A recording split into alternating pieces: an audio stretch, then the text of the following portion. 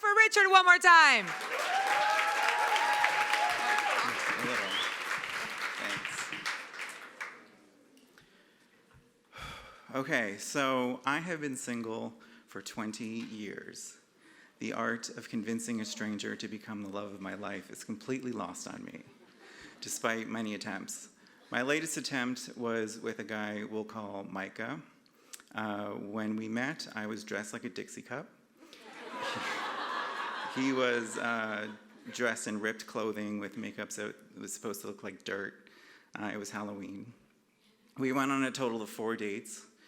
The first 2 were great. We had long conversations that felt like minutes but went on for hours. And at the end of the second date, my heart felt full instead of an empty pit for the first time in a while. So I wrote him a little poem when I got home. It took me 10 minutes, and I said, "I've written you this little rhyme to say I had the perfect time. The thought of you is what I'll keep inside my heart as now I sleep." Oh, thank you. And he said he liked it as well. Then, before the third date, things started to change. It was around the time of the holidays, so there was a lot of friends and family events to do, so we couldn't really get together as often. But during that time, I noticed he was only texting me early in the morning, and then when I would wake up and reply, I would have to wait until the next early morning to get a response. I also noticed he wasn't paying me any compliments, and when I would pay one to him, he would either stay silent or wince. And I noticed he was late to everything by like 30 minutes or more. So the third date was no different. We planned to meet for a movie, which was nearly impossible considering his texting schedule. And when he finally showed up 10 minutes after the movie had started, I really wasn't in the mood to tell him how great he looked, even though he looked amazing. I also noticed this around this time that he was telling a lot of stories. Like his brother was in a car accident, a T-bone car accident, but it was just a fender bender once I started questioning him about it. His friend was on the verge of a nervous breakdown, but she was really just having a fight with her boyfriend. And his grandmother fell into a diabetic coma and died the weekend we were supposed to be in Orlando for the Suncoast Regional Emmy Awards. Now, the reason why I'm skeptical of all this is because each story happened to cut into time that we would have spent together. So it just seemed a little too convenient. And I know that's harsh to say, even about the dead grandma story. But I still don't have any proof.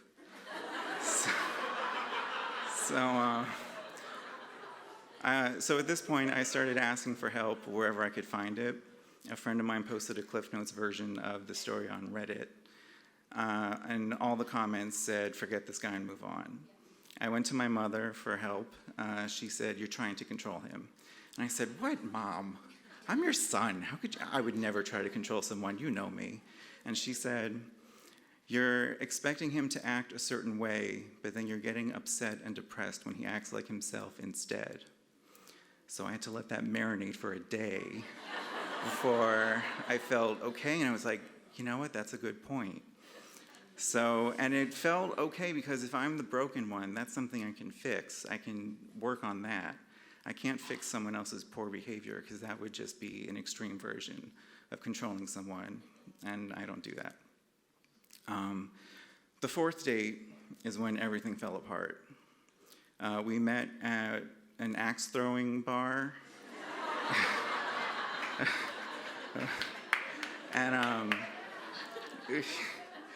and he was on his phone for a large portion of the date, which I didn't think too much of at the time because when one person is throwing, the other one has to hang back just for safety reasons. And it's kind of loud, so we couldn't really talk to each other given the distance. But he was on his phone like almost all the time. Even when I hit a bullseye, there was no like, "Hey, great shot," or "Hey, you look sexy in those jeans," or I don't know what people say on dates these days. And so when the date ended and we were standing in the parking lot talking, I finally was like thinking of all the behavior he's shown me up until now. And I finally had to ask him, like, do you even find me attractive? Like, what's happening? And he said, I'm not in the right headspace to make that kind of decision. Now, I've been rejected a lot in my life, but I've never heard bullshit like that before.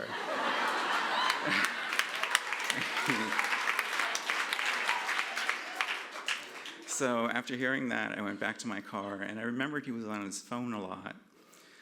So I pulled out my phone, and on a hunch, I opened up Grindr, and there he was. His profile was right next to mine. It was marked online 2 hours ago, and the date was 3 hours long. I called him out on it, and he denied being on the app, but I don't really believe him. And it was at that point when I realized I need to forget him and move on. The trouble is there's nowhere to move on to. It's just a return to my 20 years of loneliness. And I don't want to be here anymore, but I can't figure out a way to leave. Thank you.